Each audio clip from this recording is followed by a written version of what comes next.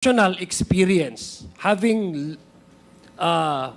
having seen all the evidences in the context nung paghalimbawa itong pinakita as opposed to the affidavit ni Colonel Grado, would you say that it's a normal reaction of someone who was forced to lie to come out with all smiles, magandang disposition, at nakipaghawakan pa sa former colleague niya? Is it normal for a behavior of a person, individual, who are let's assume na tama yung sinasabi niya, totoo, assuming without conceding that he was forced by too influential. Because kung titingnan mo yun, the two gentlemen outranked him in position. Court, kumbaga, kung sa basketball, ito, advantage na, court advantage nilang dalawa, nasa kwarto, sasabihin na itong gawin mo, magsinungaling ka, etc. based on his affidavit.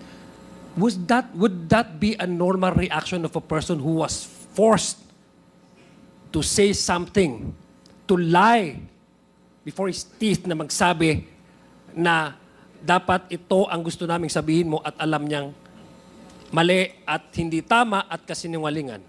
Doon sa nakita mo, from you base your professional experience, would that be a normal reaction of someone who was forced to lie? Yes, Your Honor. Well, first, I cannot or I should not appreciate that as a lawyer. I should appreciate it as a normal human being. Your Honor, that kind of appreciation of, is this consistent with human experience?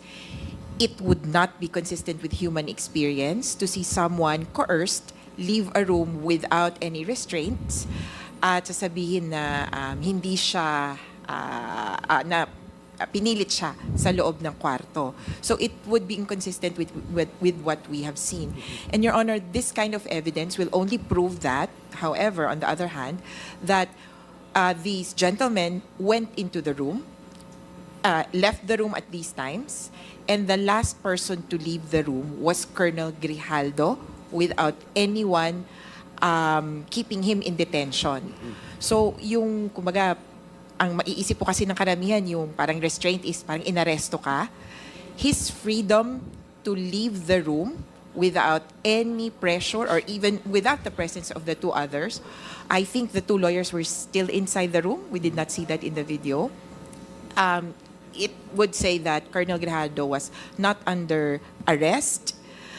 To an extent, as a human being, I would say he was not under duress. Thank you for that response, Attorney Conti.